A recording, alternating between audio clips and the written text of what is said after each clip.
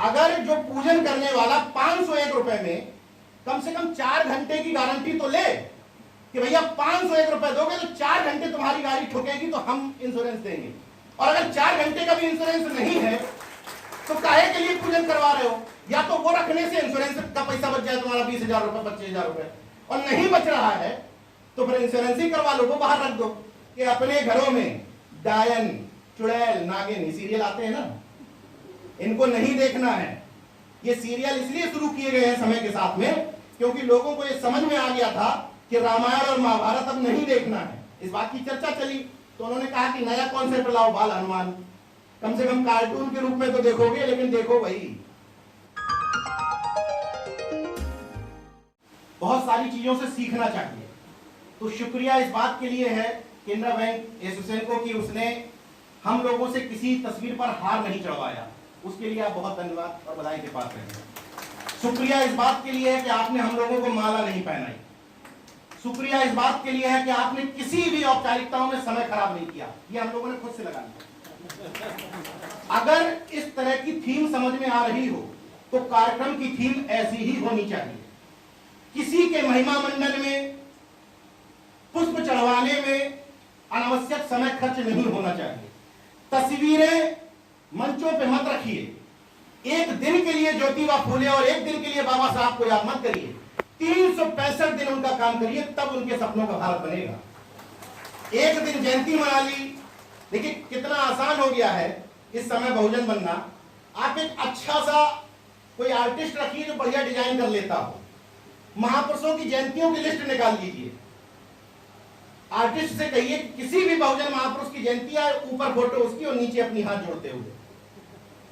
दूसरा काम क्या करना है, मंच पे आना है आपको 3-4 बात दलित पिछड़े, दलित पिछड़े, दलित पिछड़े, एक आध बार मनुस्मृति, एक आध बार ब्राह्मणवाद कहना है, बहुजनवाद पूरा। आपको लेटरल एंट्री पर नहीं बोलना है, आपको सड़क पर नहीं उतरना है, आपको अन्याय के खिलाफ आवाज नहीं उठानी है। केवल ये 2-4 काम करके निपट सकते, मगर हमें नहीं निपटना है। तो अब इस बात पर आते हैं कि पत्रकार कौन है। जज साहब ने अभी बताया कि पत्रकारों को संविधान में कुछ अलग से नहीं मिला है, कहीं अलग से वर्णित नहीं है। संविधान के आर्टिकल 19 के तहत जो आप लोगों को अधिकार है वही हम लोगों को अधिकार है। अंतर इतना है कि हम प्रोफेशनल पत्रकार हैं, मतलब हम पत्रकार के तौर पर जानते हैं हम लोग मास कम्युनिकेशन किए हुए। मगर मैं एक अपील आप लोगों से कर रहा हूं कि यहां इस हॉल में बैठा हुआ हर शख्स पत्रकार है, क्योंकि वही अभिव्यक्ति की आजादी आपको भी मिली हुई है। तो हम अपनी पत्रकारिता का इस्तेमाल क्यों नहीं करते हैं? इस कार्यक्रम की कवरेज के लिए आपको किसी भी, आप लोग पता नहीं उसको मेन स्ट्रीम मीडिया क्यों कह देते हैं, वो या तो कॉर्पोरेट मीडिया है या मनु स्ट्रीम मीडिया है। मेन स्ट्रीम तो हम लोग जो मुख्य धारा की बातें उठाते हैं।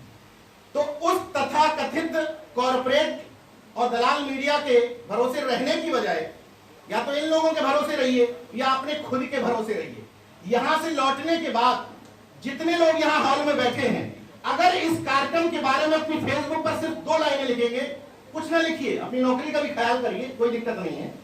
केवल इतना अगर आप लिख देंगे कि हमने ज्योतिबा फूले जयंती और डॉक्टर अंबेडकर जयंती के उपलक्ष्य में आयोजन करवाया, ये लोग मौजूद रहे, तो किस धारा के तहत अपराध है?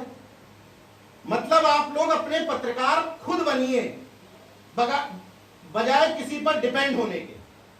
सबसे महत्वपूर्ण चीज है पत्रकारिता की। अब भारतीय संविधान के हिसाब से मीडिया के रोल की हम लोगों को चर्चा करनी है। तो संविधान का आर्टिकल 51A का H स्पष्ट तौर पर कहता है कि मानववादी, तार्किक और वैज्ञानिक दृष्टिकोण पैदा करना है देश के नागरिकों में। मगर मौजूदा कॉर्पोरेट मीडिया के कार्यक्रमों के नाम देखिए आप। सुमित जी ने जैसे कहा, मेरे घर में भी टीवी नहीं है, तो हम इतना सोच इसलिए पाते हैं क्योंकि हमारे दिमाग को कोई दूसरा गवर्नर नहीं कर रहा होता है, हम अपने दिमाग से खुद सोच लेते हैं। तो उस पर कार्यक्रम कैसे आते हैं? सुबह की राम राम। 4 शहरों में रिपोर्टर खड़े हुए हैं और वो कह रहे हैं सुबह की राम राम सबको। स्लग देखिए, हेडलाइन देखिए। तो संविधान का उल्लंघन तो उनके सारे कार्यक्रमों से हो रहा है। वो जो वहां पर बैठ करके किसी जंतरी पंतरी दिखवाते हैं, सुबह उठ करके टीवी में आपको ये बताते हैं कि आपका ये दिन शुभ होगा, ये नहीं होगा। ये सब संविधान का उल्लंघन ही तो है। उसमें जो धर्म आयोजित डिबेट करवाते हैं, ये संविधान का उल्लंघन ही तो है। तो मौजूदा जो कॉर्पोरेट मीडिया है वो संविधान के हिसाब से चल कहां रही है? वो तो अपने आकाओं के हिसाब से चल रही है, जितना पैसा डालेंगे उतना चलेगी। अब उसके बनिस्पत जो दूसरा मीडिया है जिसकी आप लोग तारीफ कर रहे हैं, उस मीडिया को चलाने के लिए अगर पसंद है, हो सकता है यहाँ 3 लोग जो हम लोग आए हैं, हो सकता है हम तीनों में से कोई पसंद ना हो आपको, कोई दिक्कत नहीं है। कोई तो पसंद होगा, आपके इर्द गिर्द गली मोहल्ले में कोई तो पसंद होगा कि लड़का अच्छा काम कर रहा है, अच्छी पत्रकारिता कर रहा है, उसी को सपोर्ट कर दो। अगर इस दलाल भांड कॉर्पोरेट दरबारी मीडिया को देखने के लिए पैसे खर्च करते हो तो अपने लोगों को आगे बढ़ाने में तकलीफ कहां है? लेकिन इतने से काम नहीं चलेगा कि अच्छा कर रहे हो, करते रहो। तुम कीबोर्ड कैसे खरीदोगे, 500 रुपए का माइक कैसे खरीदोगे, ये हम नहीं बताएंगे। तो ऐसे में तो वही लोग, वही तथाकथित लोग स्वाभाविक तौर पर कब्जा किए रहेंगे आपके ऊपर, जो अभी तक करते चले आए हैं। एक और महत्वपूर्ण बात, पैसे तो कोशिश करिए कि वो इडियट बॉक्स, जो इसको बुद्धू बॉक्स कहा जाता था, पहले वो बुद्धू बॉक्स हुआ करता था, अब हम लोगों को इडियट बना रहा है। तो कोशिश करिए कि उसमें पहले तो फिल्टर लागू करिए। महिलाएं कम आई हैं, हाँ एक समाधान ये भी है, बहुत सारे लोग कहते हैं नीरज भाई हम तो बदल गए, पत्नी नहीं मान रही, हम तो बदल गए, बच्चे नहीं मान रहे। उसका भी सॉल्यूशन है, सॉल्यूशन हर चीज का है, उसका सॉल्यूशन सामने है। 1 बार 2 बार 4 बार 5 बार जब ऐसे कार्यक्रमों में लेकर के आएंगे और हमारे जैसे लोग बताएंगे कि हमारी शादी को 4 साल हो गए, पत्नी करवा चौथ व्रत नहीं रहती, लेकिन हम तो जीवित हैं। RS पटेल जी जैसे लोग को बता दें कि हम 20 साल हो गए, हमारे यहाँ पर बैठे हुए लोग 30-40 साल वाले उदाहरण वाले भी होंगे, जब बताएंगे कि 40 साल हो गए मरे नहीं है बिना करवा चौथ के, तो कुछ तो ज्ञान चक्षु खोलेंगे। तो अल्टीमेट सॉल्यूशन ये है कि लाइए, यही तो सॉल्यूशन है, लाइए ऐसे कार्यक्रमों में, बैठाइए, ये सब बातें सुनवाइए, तो परिवर्तन अपने आप होगा। अब आप सुन सुन के चले जाते हैं, घर में कुछ बताते नहीं है, फिर कहेंगे कि पत्नी नहीं बदल रही, बच्चे नहीं बदल रहे। माफ करिएगा, जो लोग कहते हैं कि घर में ये नहीं बदल रहा है, हम बदल गए हैं, वो खुद बदलने के लिए तैयार नहीं है। सुबह से शाम तक जिस एंटीना गिरोह को, जिस जनेऊ नेक्सस को गाली देते हैं, गाहे बगाए उसी को आर्थिक रूप से पैसा भी देते हैं कि लो हमारे आरक्षण के खिलाफ, हमारे नौकरियों के खिलाफ बसें भर लेना इस पैसे से। और जब वाहन खरीद के लाते हैं तो कैसे कहते हैं कि पैसा कम रह गया होगा खाने वाला, भाई भीड़ ले जाओगे हमारे खिलाफ तो खाने का भी पैसा चाहिए, तो लोग गाड़ी पूजन का पैसा लिए, किससे खाना खिला देना। अब नहीं कहना चाहिए, लेकिन मैं मेरे साथ यही दिक्कत है। कल राम कुमार जी मुझे लेने गए थे, राम कुमार चौधरी जी लेने गए थे, तो भाई मेरे ऊपर एहसान है, लेकिन मैं बुलाई इसलिए जाता हूं क्योंकि मैं झक्की हूं। तो उनकी गाड़ी में रखे हुए थे, जिन्होंने निगल लिया था, उसको सूर्य को निगल लिया। तो अब सवाल यह है कि गाड़ी का इंश्योरेंस उनकी है या नहीं है, और अगर गाड़ी का इंश्योरेंस है तो वो क्यों है, और वो है तो इंश्योरेंस क्यों है। भाई अगर जो पूजन करने वाला 501 रुपए में कम से कम 4 घंटे की गारंटी तो ले कि भैया 501 रुपए दोगे तो 4 घंटे तुम्हारी गाड़ी ठुकेगी तो हम इंश्योरेंस देंगे, और अगर 4 घंटे का भी इंश्योरेंस नहीं है तो काहे के लिए पूजन करवा रहे हो। या तो वो रखने से इंश्योरेंस का पैसा बच जाए तुम्हारा 20,000 रुपए 25,000 रुपए, और नहीं बच रहा है तो फिर इंश्योरेंस ही करवा लो, वो बाहर रख दो। भाई हमारी गाड़ी को तो 3 साल हो गए, ऐसे मंचों पर ठोकते हैं, आज तक तो कहीं नहीं ठोके, सुरक्षित पहुंच जाते हैं। और आज भी तुम्हारे किसी देवी देवता में हिम्मत हो तो मुझे लखनऊ जाने से रोक ले, पहुंच जाऊंगा, वहां से फोन करूंगा, फिर बताऊंगा कि पहुंच गया हूं। मजबूत इच्छा शक्ति चाहिए, और जिस दिन आपके अंदर मजबूत इच्छा शक्ति आ गई, आपसे खतरनाक कोई नहीं है, ना बोलने वाला ना करने वाला। केवल पहले अपने अंदर का भय बाहर निकालिए। और एक और अनुरोध करता हूं कि अगर आप उस बात से परेशान नहीं हैं तो मुझे कोई आपत्ति नहीं है, लेकिन उस बात से परेशान भी हैं, उसको कोसते भी हैं, ये भी बताते हैं कि उसने हमें नीचा दिखाया, हमें नीचे बनाया, और उसी को जाके पैसा भी पहुंचाते हैं। तो कम से कम जिस बात से परेशान हो उनका आर्थिक ढांचा तो तोड़ दो, अर्थ देना तो बंद कर दो, फिर बाद में देख लेंगे भाई वो मिट्टी के माधव पूजने हैं कि नहीं पूजने वो बात की बात है, पहले कम से कम बिचौलिया तो हटा दो बीच से। अभी मतलब लास्ट इंजेक्शन तो बाद में दिया जाएगा, पहले तो बिचौलिया ही हटा लीजिए। पत्रकारिता को जब पढ़ रहा था तो अच्छी बात यह है कि हमारे समय में दिलीप मंडल जी जैसे लोग भी थे पढ़ाने वाले, तो उन्होंने एक लाइन समझाई थी, मुझे तो आज तक याद है, बाकी मेरे बैच में या अन्य पत्रकार साथियों में कितनों को याद है, यहाँ वालों को तो याद है, कंफर्म में इसीलिए मंच पे है, कि सरकार जो बात छुपाना चाहे वो खबर है। दलाल मीडिया कहती है कि सरकार जो बताना चाहे वही खबर है। सरकार जिस बात का प्रचार प्रसार करवाना चाहती है हमसे कि ये प्रेस रिलीज लो हमने ऐसा किया है, वो खबर कब से होने लगी? वो तो विज्ञापन है, प्रचार है, और हम लोग वही ढूंढने की कोशिश करते हैं जो तुम छुपाना चाहते हो। मेरी नजरों में वही खबर है। तो अगर हम एक सिस्टम शुरू कर दें, जैसे इस मंच से तमाम सारे प्रतिमान टूटे हैं, याद करिए अपनी परिकल्पनाओं में कि बहुजन समाज ने कभी कोई कार्यक्रम आयोजित किया हो, उसका मुख्य अतिथि कोई पत्रकार हो, कोई वकील हो, कोई लेखक हो, कोई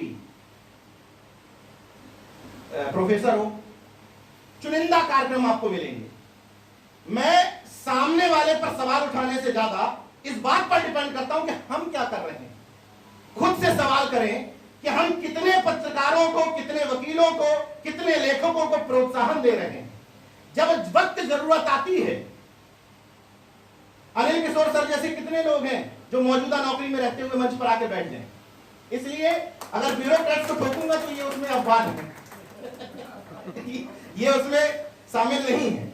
मगर सवाल यही है कि आपने दो लोगों को पूजा पूरे जीवन भर, या तो ब्यूरोक्रेट्स को या नेताओं को, और जब जरूरत पड़ी तो यही दोनों ने सबसे पहले पीठ दिखाई। सबसे पहले बाबा साहब के, ज्योतिबा फूले के, बेरिया राम स्वरूप वर्मा के, ललई यादव के, कर्पूरी ठाकुर जी के, जगदेव बाबू कुशवाहा जी के पूरे संघर्षों का असली मजा लिया नेताओं ने और ब्यूरोक्रेट्स ने, असली मजा। और सबसे ज्यादा समाज को धोखा दिया इन्हीं दोनों लोगों ने। लेकिन समाज ने सबसे ज्यादा मंचों पर बैठाला इन्हीं लोगों को, 10 किलोमीटर 15 किलोमीटर दूर से रिसीव करवाया इन्हीं लोगों को। आज आप लोगों ने परंपरा और परिपाटी बदली है, तो ऐसे लोगों को बुलाना शुरू किया है। वीरेंद्र जी के इस कार्यक्रम की केवल ताली बजा करके सराहना करने से नहीं होगा। अगर ये मॉडल ठीक लग रहा है तो इस मॉडल को एडॉप्ट भी करना होगा। देखिए हम लोग कितनी छोटी छोटी मानसिकताओं में फंसे रहते हैं कि जिस व्यक्ति को इस मंच से नाम लेकर संबोधित कर दिया गया, जिस व्यक्ति को पूछ लिया भैया बोलेंगे 2 मिनट, उस व्यक्ति की नजर में कार्यक्रम अच्छा है, और जिसको आप रिकॉग्नाइज नहीं कर पाए पीछे बैठ के चला गया। अरे सब वही थे, आपस में ग्रुप बनाए, उन्हें ये सब कार्यक्रम किया और खत्म हो गया। इन छोटी छोटी मेंटलिटीज से बाहर निकलना पड़ेगा। इससे आगे बढ़ते हुए एक और बात कहता हूं, हो सकता है कि अपने ही ऑफिस में, अपने ही किसी नाते रिश्तेदार से, पट्टीदार से आपका झगड़ा हो, खेत खलियान का, नाली पट्टी का, प्रमोशन का, उससे खूब लड़ लो, उसके घर ना जाओ, खाना ना खाओ, उसके साथ खूब लड़ाई लड़ते रहो। मगर जब वही शख्स प्रमोशन में रिजर्वेशन की लड़ाई लड़ रहा हो, जातिवार जनगणना की लड़ाई लड़ रहा हो, तो उसके कार्यक्रम में जाके शामिल हो जाओ। अपने मिशन को व्यक्तिगत मत बनाओ। कान से सुन लो कि ये व्यक्ति मेरी बुराई कर रहा है, मगर अगर वो मिशन के लिए लड़ रहा है तो उसके प्रति समर्पित हो जाओ। ये वक्त की जरूरत है। अगर जिन लोगों को आप गाली देते हैं, जिनको मनुवादी कहते हैं, जिनको ब्राह्मणवादी कहते हैं, जिनको संघी मानसिकता का कहते हैं, उनसे अगर इतना भी नहीं सीख पाए तो संवैधानिक ढांचे को बचा नहीं पाएंगे। मैं देखिए बहुत आसान्वित आदमी हूं, बहुत पॉजिटिव रहता हूं, यहां जो दिख रहा है ये सब पॉजिटिविटी ही है। इसलिए मैं कह रहा हूं कि मैं उन लोगों में नहीं हूं जो बोल दूं सब कुछ खत्म हो गया, सब कुछ बर्बाद हो गया, कुछ नहीं रह गया, ऐसा कुछ नहीं है। सब कुछ अभी हमारे हाथ में है, बशर्ते हम अपनी ताकत को पहचाने। इन मंची कार्यक्रमों के भरोसे रहने की बजाय खुद से यहां बैठा हुआ हर शख्स सवाल करे कि हम 365 दिन में कितने दिन बाबा साहब और ज्योतिबा फूले के मिशन का काम कर रहे हैं। कार्यक्रमों से क्या होता है, अंबेडकर जयंती जितनी ज्यादा तादाद में मनने लगी है, उतना ज्यादा लोग पाखंड में डूब रहे हैं। उल्टा सिस्टम है। एक बात के लिए और धन्यवाद दे रहा हूं आपको। एक और छोटी मानसिकता है, अगर बाबा साहब की जयंती 14 अप्रैल, ज्योतिबा फूले की जयंती 11 अप्रैल। बाबा साहब ने अपने जीवन में 3 लोगों को गुरु माना। किसको किसको किसको माना? बुद्ध को, कबीर और ज्योतिबा फूले को। तो अगर बाबा साहब के गुरु ज्योतिबा फूले की जयंती बाबा साहब के साथ ना मनाई जाए तो ये तो बाबा साहब के विचारों का अपमान है। मगर ऐसा हो रहा है। तमाम ऐसे आयोजन, मैं इस बार ये 16वीं अंबेडकर जयंती है, इन 16 अंबेडकर जयंती में महज 4 अंबेडकर जयंती ऐसी है जहां पर ज्योतिबा फूले इंक्लूड है, बाकी सिर्फ अंबेडकर जयंती मन रही है। हम और लक्ष्मण जी साथ में थे अलीगढ़ में, वहां भी अंबेडकर जयंती और ये साथ में थी। तो ये क्यों जरूरत है? भले ही दिखावे के लिए सही, दिखावे के लिए भी करो। भले ही कोई प्रजापति ना मिले, फर्जी नाम लिख दो। भले ही कोई विश्वकर्मा ना लिखे, नाम लिख दो। कोई कश्यप ना मिले, ये रोना मत रो कि मिल नहीं रहे। अगर नहीं मिल रहे तो आपने ईमानदारी से काम नहीं किया। मेरे जैसे व्यक्ति को 20 साल लग गए मानने में कि बाबा साहब हमारे हैं। फैक्ट बता रहा हूं इस मंच से, 20 साल लग गए, क्योंकि किसी ने पूछा ही नहीं, कहा कि जन्म ही नहीं लिया था हमने, तो हमें तो साबित करना है पक पर कि हमें अम्बेडकरवादी हैं। जन्म ले लेते तो जन्म से ही हो जाते। मैं जन्म वाला नहीं हूं, लेकिन कर्म वाला अम्बेडकरवादी हूं। चैलेंज देके कहता हूं, जयंती नहीं मनाता, ना फोटो डालता हूं बाबा साहब के साथ, लेकिन 365 दिन बाबा साहब के मिशन का काम करता हूं। गर्व और घमंड के साथ कह रहा हूं। तो अपने अपने वादों से थोड़ा थोड़ा बाहर निकलने की जरूरत है। एक और कॉन्सेप्ट शुरू हुआ है बहुजनवाद का, कि थोड़ा सा बदल गए अब हम यार, ये एक जाति से दुकानदारी चल रही है ठीक ठाक, तो बहुजन बनते हैं। तो बहुजन बनने में क्या करना है? एक अपनी जाति का महापुरुष, एक बाबा साहब अम्बेडकर बहुजनवादी। दूसरी जाति, एक अपनी जाति का महापुरुष, एक डॉक्टर अम्बेडकर, ये भी बहुजनवादी। छौंका नहीं मारिए दाल में, मिक्स करिए, पंचमेल खिचड़ी बनाइए। मंच पर 10 लोगों में अगर 6 जाति के लोग नहीं हैं तो आप अम्बेडकरवादी नहीं हैं। अगर कार्यक्रम का आयोजक, मुख्य अतिथि, संचालक तीनों एक ही जाति का है तो आप अम्बेडकरवादी नहीं हैं। तीनों डिफरेंट चाहिए। इस खिचड़ी को बनाना पड़ेगा, यही वक्त की मांग है। मीडिया का रोल देखिए। आपको याद है कि मुनुचवा कब आया था? याद है? किसकी सरकार थी? अटल बिहारी वाजपेयी की। मीडिया ने बताया था कि मुनुचवा आया है, मगर यहां बैठा हुआ कोई शख्स बता दे कि उसके आसपास कहीं आया हो? आया किसी के यहां? लेकिन मीडिया ने बताया।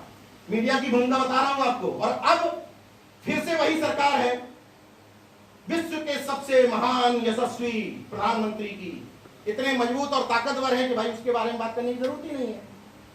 एक्चुअल में मजबूत है, मुझे भी बड़ा गर्व होता है। तो उनके समय में आया चोटी कटवा, तो क्यों आया?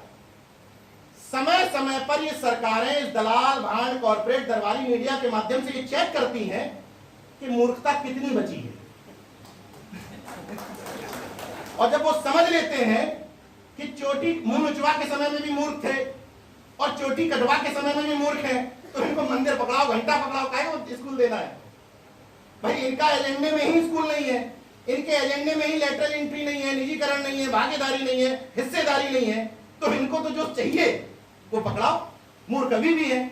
ये है इस मीडिया की भूमिका। इसलिए महिलाओं से भी निवेदन है, जो गिनी चुनी आई है, कि अपने घरों में डायन, चुड़ैल, नागिन, ये सीरियल आते हैं ना, इनको नहीं देखना है। ये सीरियल इसलिए शुरू किए गए हैं समय के साथ में, क्योंकि लोगों को ये समझ में आ गया था कि रामायण और महाभारत अब नहीं देखना है। इस बात की चर्चा चली तो उन्होंने कहा कि नया कॉन्सेप्ट लाओ, बाल हनुमान। कम से कम कार्टून के रूप में तो देखोगे, लेकिन देखो वही बाल कृष्णा, मतलब देखो वही जो हम दिखाना चाहते हैं, भाई कार्टून की शक्ल में देखो। तो अब महिलाओं को कैसे अंधविश्वास में डाला जाए? तो नागिन आ गया सीरियल, चुड़ैल आ गया, यही सब सीरियल के नाम है, डायन आ गया। तो जब तक इस इडियट बनाने वाले बॉक्स को, जो इडियट बॉक्स था आज हमें इडियट बना रहा है, उस पर लगाम न लगा करके आप वास्तविक मीडिया को नहीं देखेंगे, जो आपके मुद्दों की बात कर रहा है, जन सरोकारों की बात कर रहा है, सरकार से मोर्चा ले रहा है, आंख में आंख मिला करके बात कर रहा है, तब तक स्थितियों में कोई परिवर्तन विशेष होने वाला नहीं है। अब एक अंतिम निवेदन करने के बाद बात खत्म करूंगा, ज्यादा बोलने की आदत नहीं है। एक और समस्या है कि जयंतियां तो खूब मन रही हैं, तो जयंतियां मनते मनते आगे मंदिर भी खूब बन जाएंगे, बनेंगे। तथागत को अवतार बनाया, अभी बाबा साहब को भी अवतार बनाया जाएगा, क्योंकि हमारे लक्षण ऐसे हैं। हम लोग मंच से कहते हैं कि बाबा साहब की एनिलेशन ऑफ कास्ट पढ़ना है मंच से, मगर बाबा साहब यहीं बैठे हुए लोगों में बाबा साहब को अगरबत्ती दिखाने वाले लोग भी होंगे, बाबा साहब के सामने हाथ जोड़ करके ऐसे फोटो खिंचाने वाले लोग भी होंगे, यहीं बैठे लोगों में तथागत बुद्ध के सामने खीर रखने वाले लोग होंगे। तो तुमने सिस्टम क्या बदला है? उस तरफ का, ये तो नव ब्राह्मणवाद है, उस तरफ का पाखंड अपने तरफ ले आए और बोले हम तो अम्बेडकरवादी हो गए। बाबा साहब को पढ़ने का, समझने का मतलब, देखिए जानने और मानने में फर्क है। आप लोग बाबा साहब को, बुद्ध को, अपने महापुरुषों को मान रहे हैं, जान नहीं रहे हैं। और मैं जानने वाला व्यक्ति हूं, ना मैं बाबा साहब में आस्था रखता हूं, ना तथागत बुद्ध में रखता हूं, ना रामस्वरूप वर्मा में रखता हूं, ना जगदेव बाबू कुशवाहा में, ना पेरियार ललैया में।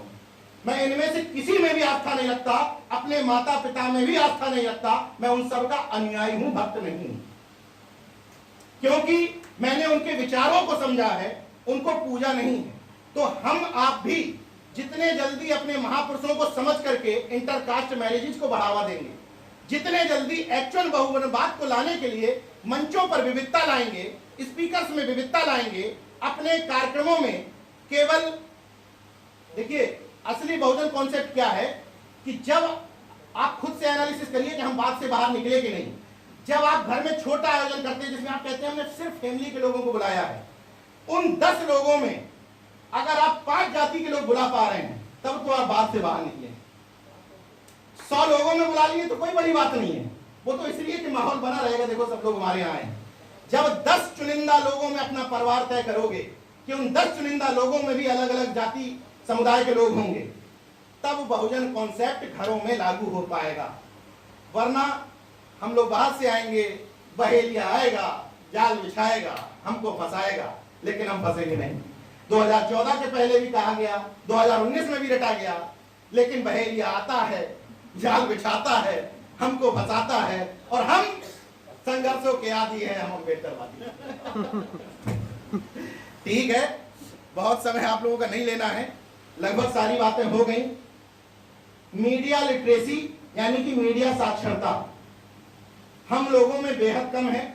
सबसे पहले सेमिनार इस बात के लिए आयोजित होने चाहिए कि मीडिया को समझें, है कौन सा हमारा मीडिया, उसमें से क्या देखना है क्या नहीं देखना है। प्लस एक यहां बैठे हुए तमाम सारे लोगों से निवेदन, जो लोग कहते हैं कि हम सरकारी नौकरी में, आप सुबह उठ करके अपनी फेसबुक पर लिखते हैं कि जातिवार गणना चाहिए, तो क्या कर्मचारी आचरण सेवा नियमावली के खिलाफ है खिलाफ कि जातिवार जनगणना होना चाहिए? खिलाफ है? खिलाफ नहीं है, नहीं है ना। अगर आप सुबह उठ करके लिखते हैं अपने फेसबुक पर कि सावित्रीबाई फुले ज्ञान की देवी थी, तो ये खिलाफ है क्या? ये भी खिलाफ नहीं है। खिलाफ तब है जब तुलना कर दोगे उससे, सरस्वती से, तब खिलाफ है। तो हमें इस बात का ध्यान रखना है, यहां बैठा हुआ हर शख्स मुद्दे को आगे बढ़ा सकता है, बशर्ते बहाना मत बनाइए। अपने को यह सीमित करिए कि हम क्या लिख सकते हैं क्या नहीं लिख सकते हैं। विथ रेफरेंस लिखना है, रेफरेंस के साथ कहना है। मैं जो बोलता हूं, नवीन जी जो बोलते हैं, सुमित जी जो बोलते हैं, लक्ष्मण भाई, हम लोगों की नकल मत करो।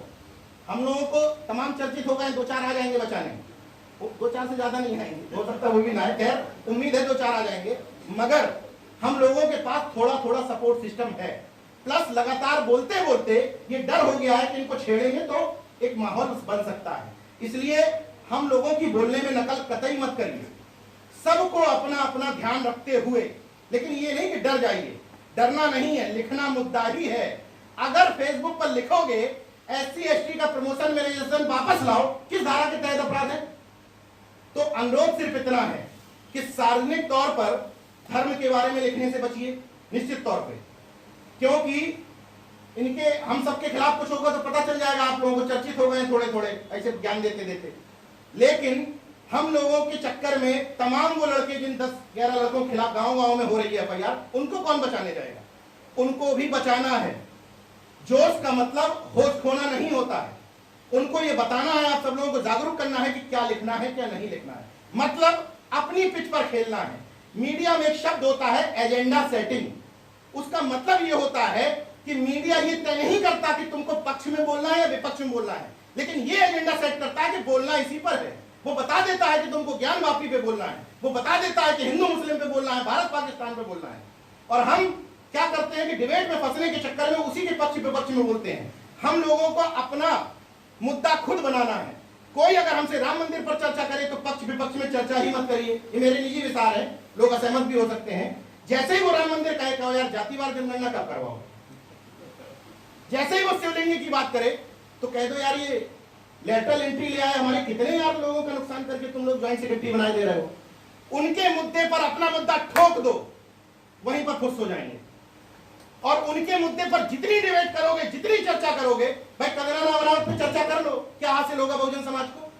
उस तरफ बैठे हैं कंगना राणावत के समर्थन वाले, हम विरोध करने वाले, उस तरफ बैठे हैं हिजाब के समर्थन वाले, हम विरोध करने वाले, क्या हासिल होगा समाज को। शिवलिंग निकल आए और चाहे फव्वारा निकल आए, हमसे क्या लेना देना यार। जब विद्यालय की बात करोगे तो हम बीच में कूदेंगे। कहीं तो अपनी लिमिटेशन तय करनी पड़ेगी कि क्या हमारी पिच है और क्या नहीं है।